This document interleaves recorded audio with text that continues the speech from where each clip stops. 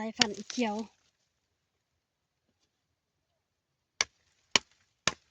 ขวัญใหญ่ขนาดมันนี่น้ำหนักผมแปลงกระไล่ได้มันสายฟันไปเรียกกับอยู่ในสวนสาธารณะเลยเย้พี่ดอกเอ้ยว่าธรรมดาเนาะวันนี้เนาะกล้องมันถล่มคักมื้อนี้เท่าไอ้นี่มีดอกเลยกล้องภูเขายักษ์อะไรได้มื้อนี้นี่ได้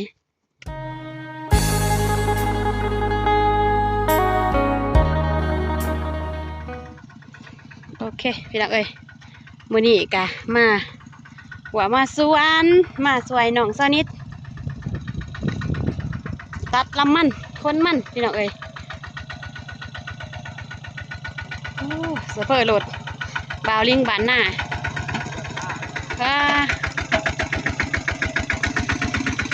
หัวมันตาสะอ่อนเนาะสบายดีสะอ่อนหัวมันชนิดพี่น้องเอ้ย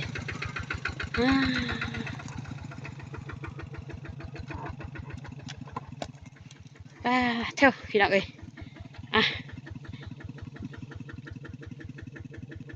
ว่ามีแต่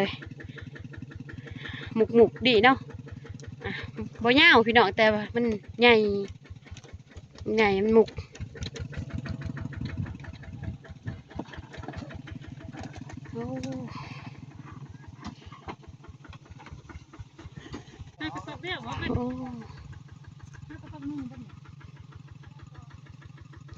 สองคนเพิ่นบ่คนสบายดีน้องซาเบน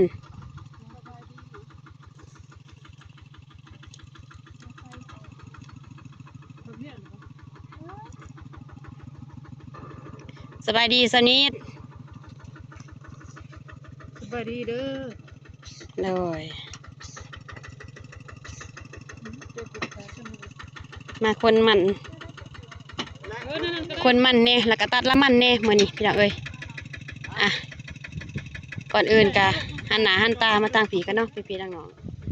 กราบทักทายสบายดีพ่อแม่พี่น้องFCเบิดสมองสุบอนบอกว่าสิอยู่ฝั่งไทยฝั่งลาวและก็ต่างประเทศเนาะกายินดีตอนหาข่าวสู่สองสาวนู้นนะพี่น้องเอ้ยมื้อนี้มาซอยน้องสาวนิดมื้อนี้น้องสาวนิดเพิ่นคนมันแล้วก็ตัดน้ำมันแน่มื้อนี้ตัดขวัญมันตัดมันออกแต่ขวัญพี่น้องเอ้ยโอ้ยว่าพิดตึกๆเนี่ยเนาะมากับเบาลิงบานหน้าเพิ่นเป็นสเปอร์รถให้มื้อนี้แล้วก็น้องซาเบน3-4คนพี่น้องเอ้ยทีมงานโอเคพี่น้องเอ้ยไปหาเบิ่งหับส้มฝากบรรยากาศกันเลย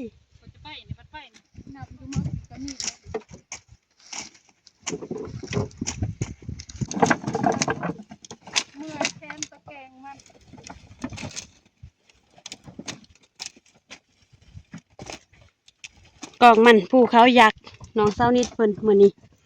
มาถล่ม มาถล่มกองมันเพิ่นมื้อนี้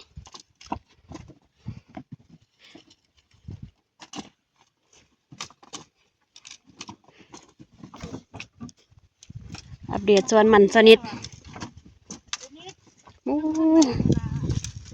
ว่ามันพี่น้องเอ้ย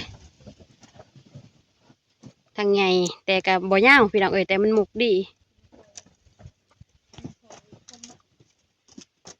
แดดจัดดีเนาะ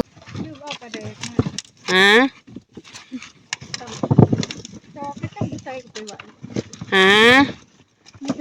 จอกกับบ่เห็นเด้เบาลิงบ้านหน้าเพิ่นยันจุดยัดทั้งเป็นได้ทั้งผู้ขับมื้อนี้เป็นได้ทั้งผู้ยันเนาะเบาลิงมื้อนี้เมามื้อนี้เบาลิงบ้านหน้าเพิ่นว่าเมามื้อนี้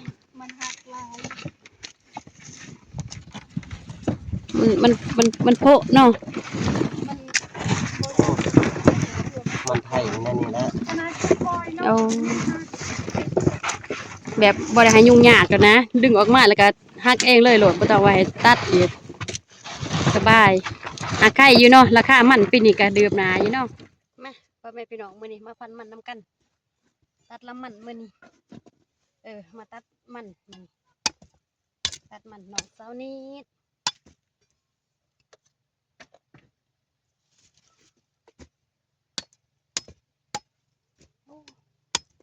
นี่บ่ได้เอาลืมเอาสกมือมาพี่น้องเอ้ย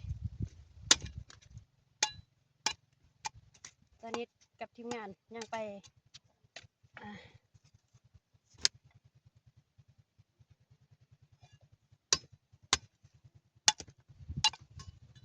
คน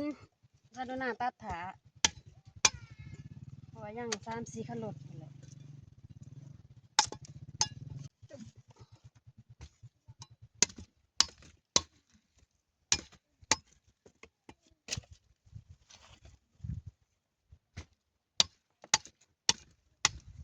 แดดจัดได้ตรงนี้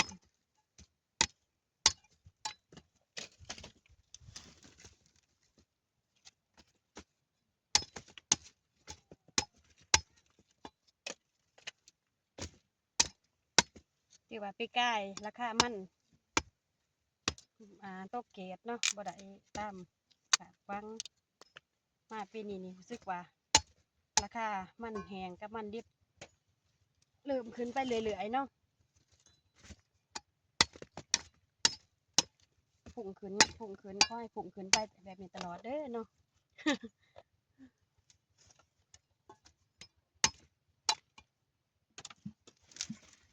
เพราะว่า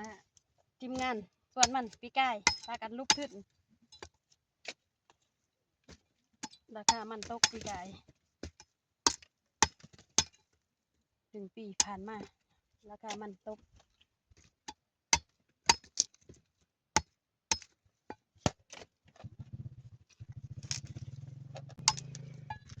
มาซอยน้องซอยนี้ถือเพราะว่าเพิ่นก็บ่มีงาน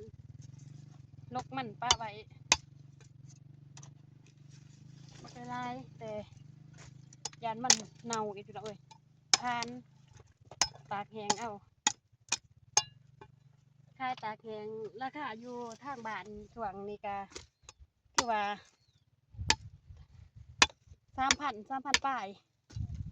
3,000 กว่านี่แหละก่อน 3,300ราคามันดิบก็อยู่ใน 1,300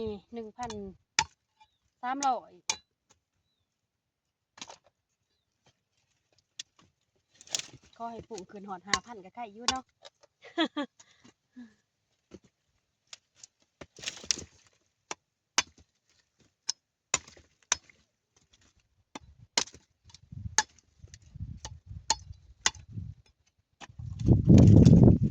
มาอยู่ส่วนหัวส่วนมันมื้อนี้บ่ได้ออกไปทางใดพี่น้องเอ้ย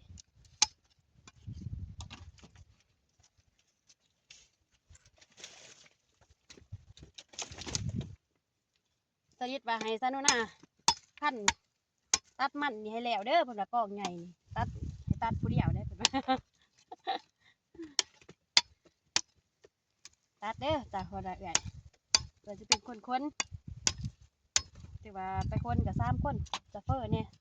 ผู้ขับเนี่ยตอนลิงบันน่ะกับน้องเบนแล้วก็สนิทเอง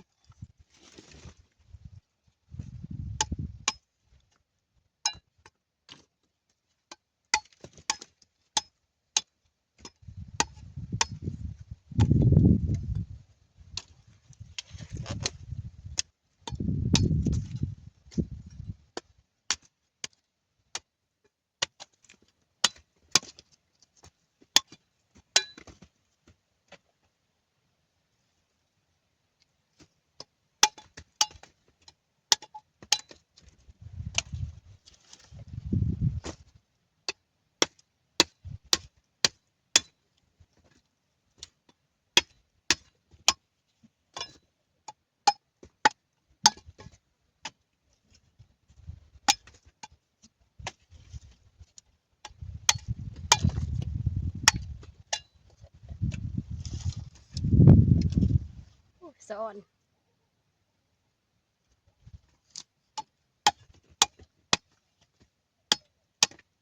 จุดนี้ที่ว่าน้องเพิ่นเฮ็ดกะ4-5 ปีเลยพี่น้องเอ้ยดิดจุดนี้ปลูกแบบธรรมชาติบ่ได้ใส่พุ่นบ่ได้ใส่อ่าบ่ได้ใส่พุ่นบ่ได้ใส่ปุ๋ยอิหยัง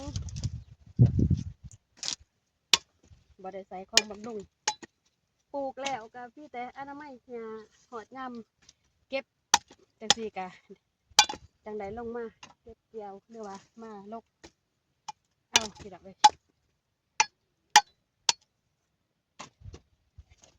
ปลูกแบบธรรมชาติล้วนๆ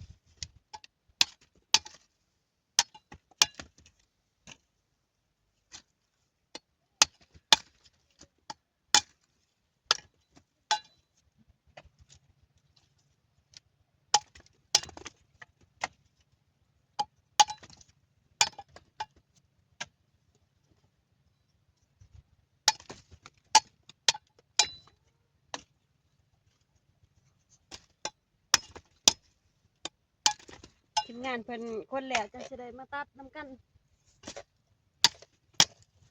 ตอนนี้ซะนะตัดคนเดียวก่อนตัดขาเนาะ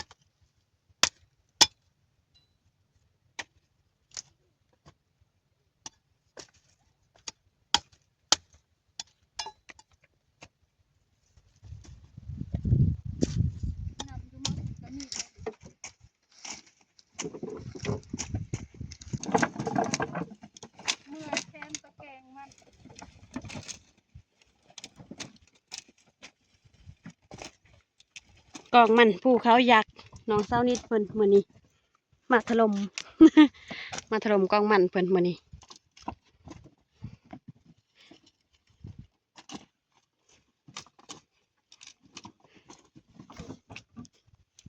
อัปเดตส่วนมันสนิท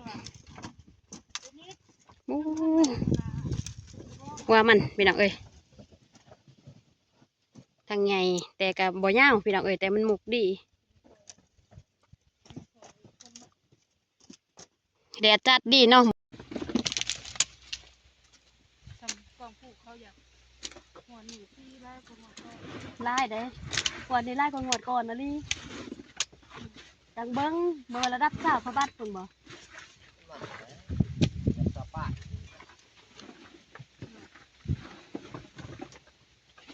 โอเครอบสุดท้ายแล้วนี่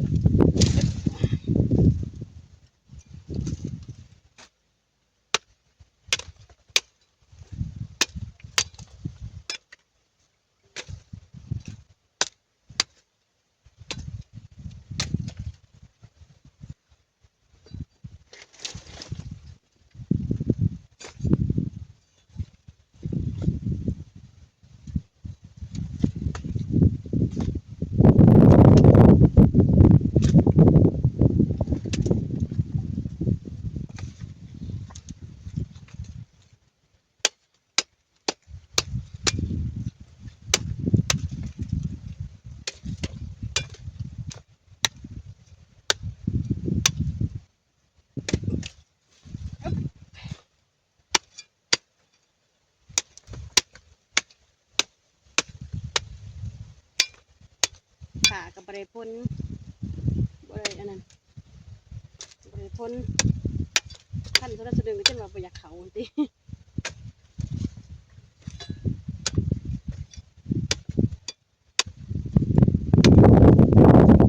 สอนแปลงมัน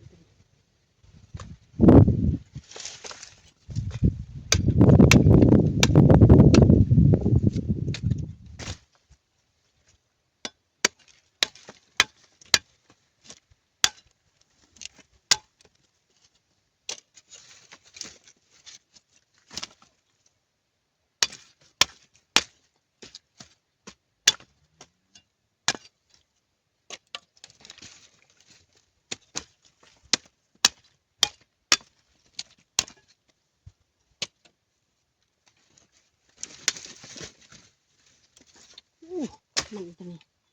สายฟันเขียว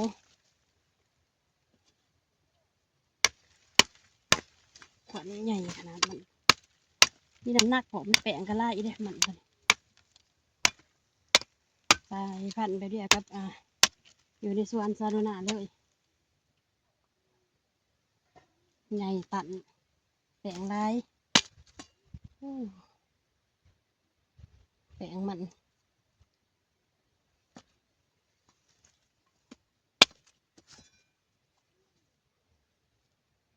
ขนาดของแป้ง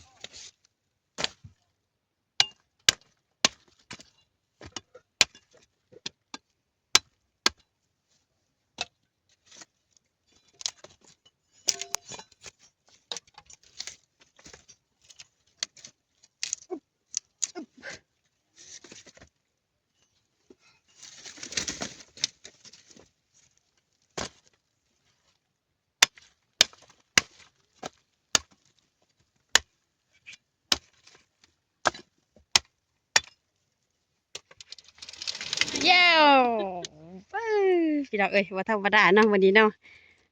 กล้องมันถล่มคักมื้อนี้เท่าไอ้นี่พี่น้องเลยกล้องภูเขายักษ์อะไรได้มื้อนี้นี่ไหน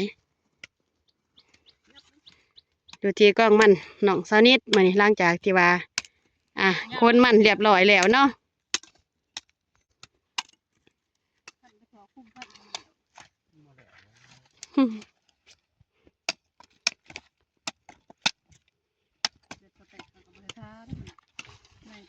สบายดีน้องสะเบน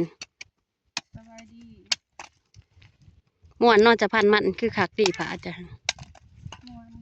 มาเด้อพี่น้องเด้อสันมันเสานิดเด้อก องภูเขาอยากนะเนาะน้องสะเบนเนาะถล่มน้องสนิทมื้อนี้นี่กองมันเกือบแล้ว กองมันสูงโผดเนาะโอเคพี่น้องเอ้ยตอนนี้ก็ได้เวลาพักผ่อนกินข้าวเที่ยงพี่น้องเอ้ยช่วงนี้ก็เป็นช่วงเวลา11 โมงก่อนอื่นก็กราบขอบอกขอบใจพ่อแม่พี่น้องลุงป้าFC เบิร์ดสุหมองสุบอนที่เขามารับเบิงรับส้มขีบสาวนู่นน่ะแต่ต้นจนเจ้าพี่น้องเอ้ยสาวนู่นน่ะก็ขออวยใส่ให้พรให้พ่อแม่พี่น้อง FC เบิร์ดสุหมองสุบอนที่เขามาเบิงมาส้มขีบสาวนู่นน่ะขอให้มีสุขภาพเข้มแข็งแห้งรับได้เงินหมื่นตื่นไปเงินหลานเหตุจางประการใดก็ขอให้เจริญรุ่งเรืองขอให้เฮงปังไปมาทั้งใดก็ให้แขวขาดปลอดภัยเด้อพี่น้องคลิปนี้สาวนี่นะก็สิได้ขอตัวอยากจะหนีเด้อพี่น้องพอกันใหม่คลิปต่อไปเนาะคลิปนี้ก็กล่าวคำว่าสบายดีบ๊ายบาย